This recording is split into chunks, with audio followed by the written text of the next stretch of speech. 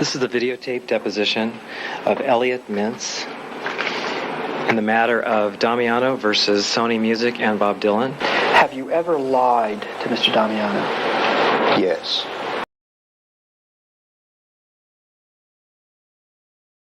Someday, maybe you'll be able to tell the greatest story. Say the greatest line.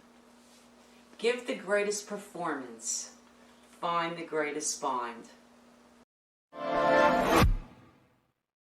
Bob Dylan started out singing other people's songs, but as he says, there came a point where I had to write what I wanted to say because what I wanted to say, nobody else was writing. So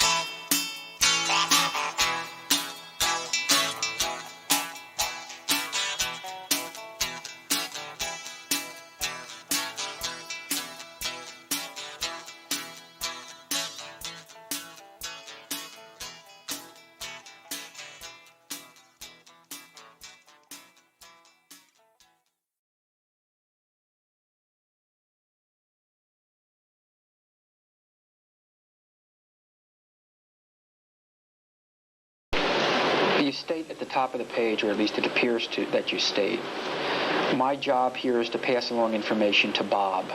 Do you recall saying that, sir? Looking Yes. at the top. Okay. And Bob, of course, is Bob Dylan. Yes. And then you say, which I think I have. Do you see that, sir? Yes. Did you say that? Yes. Okay. When you said that to Mr. Damiano, which I think I have, were you lying to him?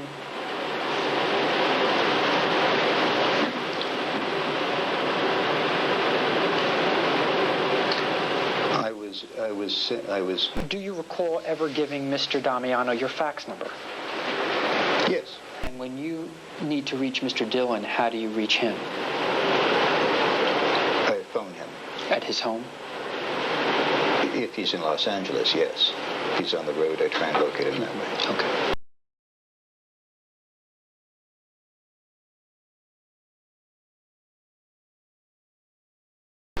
And it says by Catherine Baker, Associated Press writer, Beverly Hills, California. Are you that Catherine Baker? Yes.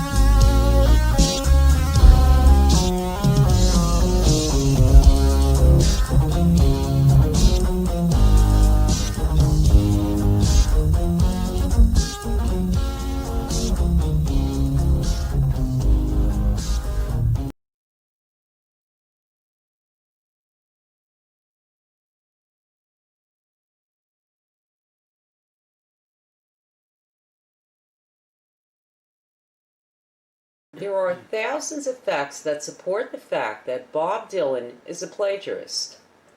It would be impossible to cite all the details in a 2-hour movie.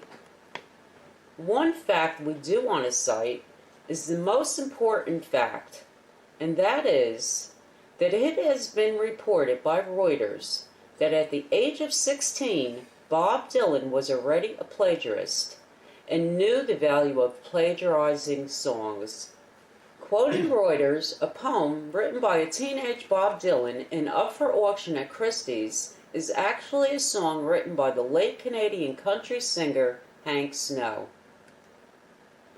Christie's announced on Tuesday the sale of the handwritten poem, believed to have been written in 1957 when Dylan was 16 and away at Jewish camp. The words, with a few minor variations, match those of a song previously recorded by Snow, who died in 1999 at the age of 85. Christie's said in a statement, "Additional information has come to our attention about the handwritten poem submitted by Bob Dylan to his camp newspaper, written when he was 16, entitled Little Buddy. The words are, in fact, a revised version of lyrics of a Hank Snow song." Period, unquote. Did Mr. Dylan say those words? Yes.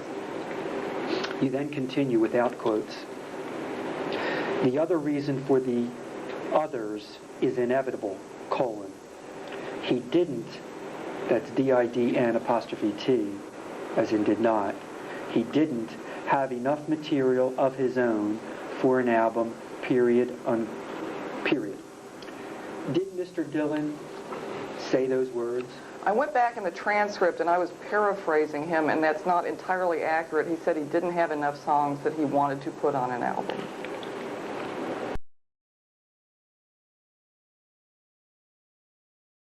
And as you know, you're here today concerning an interview that you conducted with Mr. Dylan. You understand that?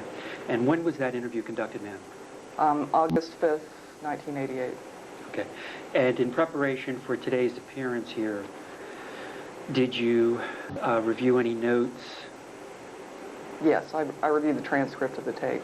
Okay. And does a tape recording exist? Yes.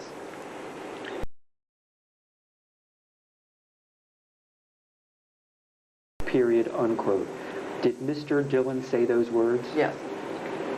You then continue without quotes. The other reason for the others is inevitable, colon. He didn't, that's D-I-D-N apostrophe T, as in did not, he didn't have enough material of his own for an album, period, period. Did Mr. Dylan say those words? I went back in the transcript and I was paraphrasing him, and that's not entirely accurate. He said he didn't have enough songs that he wanted to put on an album.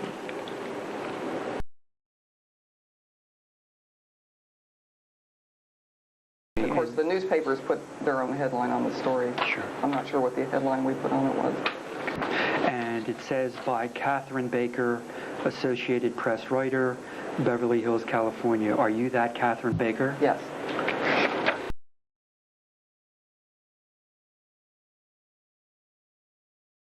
And we just found out documents were destroyed. So please, get off your high horse. Get off your high horse, please. Before the lawsuit was filed, thank you. Blank pieces of paper. Not Before the blank, lawsuit not was blank filed. pieces of paper. Documents that he's contending were illegible. And What are you saying right were now? not blank.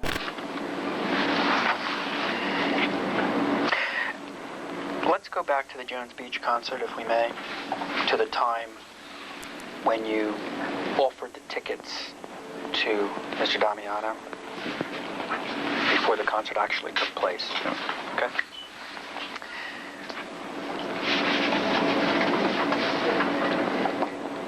During that point in time when you offered the tickets to him and before he actually went to the concert, did you ever say to him or suggest to him that maybe he should bring some of his songs with him? No, I did not. Any, right, do you saying that, or is it you just don't recall one way or the other? I deny suggesting to Jim that he bring songs along with him. I did, however, concur with him when he asked me, do you think I should bring my songs with me? I said, sure, why not? What could it hurt? The criticism that you've received for more or less leaving folk music for folk rock hasn't seemed to bother you very much. Do you think you'll stick with folk rock, or are you going on into more writing? I don't play folk rock. What would you call your music? I would call it,